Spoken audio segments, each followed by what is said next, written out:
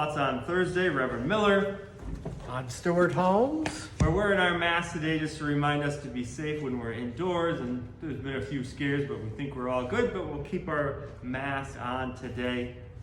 We're continuing to look at worship, and if you didn't realize from last week, the theme is really we're an older church and we've done things differently, and as new challenges face us, we have to make choices. And often, though, we can look at the past and see how we made those choices and see how they can influence us. And so, as we're looking at the time of pandemic and using new technology and videos, and also adapting worship to fit best to changing patterns. And one of the things we talked about is most people don't come to church every Sunday anymore. They come maybe 50% of the time, and that kind of changes or challenges us. And so different churches have tried to do different things to meet those challenges. And Stuart, you might want to cover your ears right now, but some churches have chosen to rip out the organ and to do only do contemporary music. And I'm not saying anything bad about that. That's what they have chosen to do to try to meet the challenges they face. I could say something, but I'm not going to.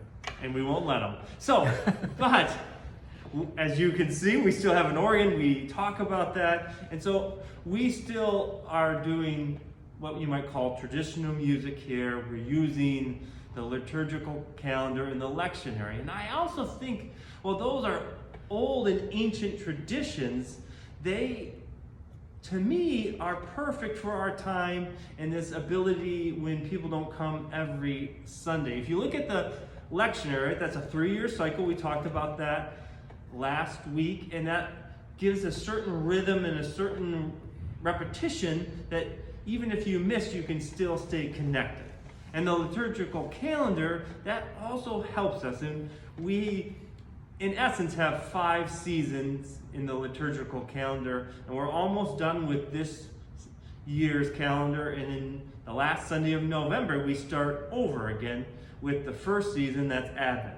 So we have Advent, Christmas, we have the first part of Ordinary Time, which is with Epiphany. Then we go to Lent, Easter, and then the second Ordinary Time, which we say the Sundays after Pentecost. And that gives us a certain rhythm. And I remember in seminary, one of our assignments for worship was to go to different churches of different traditions. And I went to a Greek Orthodox tradition. And I noticed that as people were worshiping, some would come for 20 minutes and leave, and even people were coming halfway through and then leaving. And I talked to my professor about that, and he said, well, every Sunday is the same, so they know what they are going to see or miss, and it gives them a certain rhythm. I'm not saying come late or leave early to church, but a certain rhythm helps us if we are going to miss parts of the year. You still know what's happening. And so as we make a commitment to traditional music, the liturgical calendar, and the lectionary, I still believe it speaks to our time now. And so we're in Ordinary Time. We're approaching Christ the King Sunday. And this Sunday we're looking at a Matthew passage where the religious leaders try to trap or trick Jesus asking about taxes.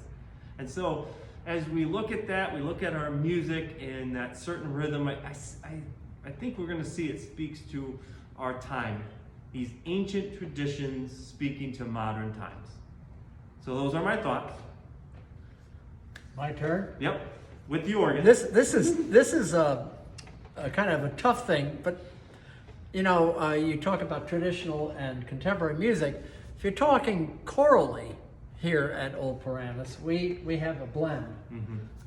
But when it comes to prelude and postlude, my traditional background rises up and takes over.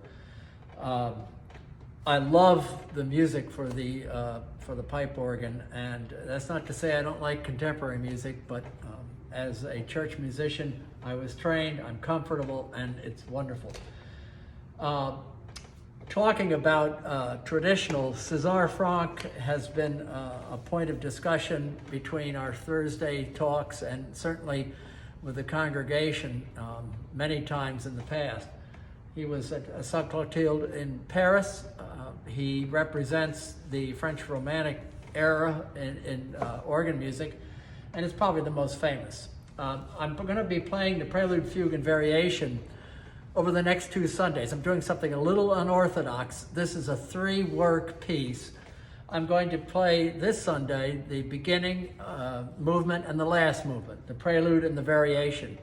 And I think what he's done is wonderful with bringing out his talent as a composer, as well as just one of the most serene melodies. So I'm going to play just a few bars of each.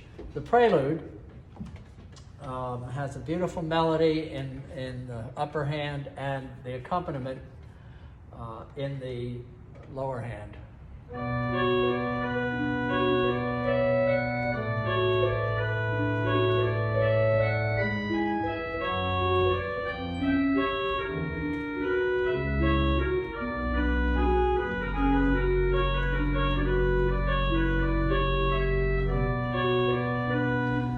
The accompaniment, while that beautiful melody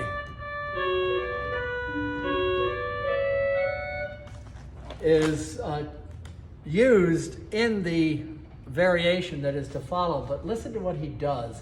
And the problem with this, of course, is I'm separating the beginning and the end of this piece with a service. So we kind of forget. Oh, here's that melody again. Same melody. But this time the accompaniment.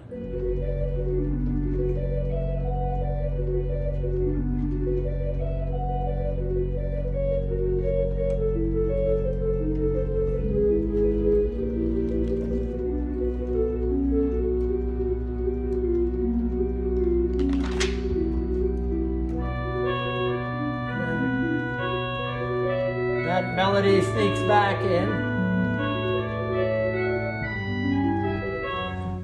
Just, it's so wonderful. And then unfortunately for Mr. Franck, but here I'm going to take the middle movement, which is actually a little fugue, and I'm going to play it for the postlude next week. It's a little disjointed, but it's how we get the music done. Thank you. And I think what you were saying is the problem that you're separating them out and that people fall asleep during the sermon and have to wake back up for the postlude. I ask you, oh, you can't answer. Would I ever say that?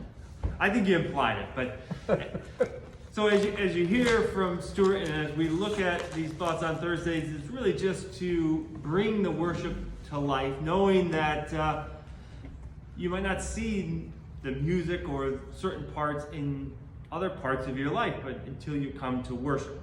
And our hope is that this just brings a deeper meaning to worship and also helps you see the choices we're making. Last Sunday, we had a technical glitch and couldn't post the service. This Sunday, we're thinking it's going to be the first time with our new camera, a new computer, and we just hope all of our minds are blown with the new technology. And that's what we continue to hope. So we're glad you joined us today on Thursday, and we hope to see you on Sunday either in person or on YouTube or Facebook. Have a great day.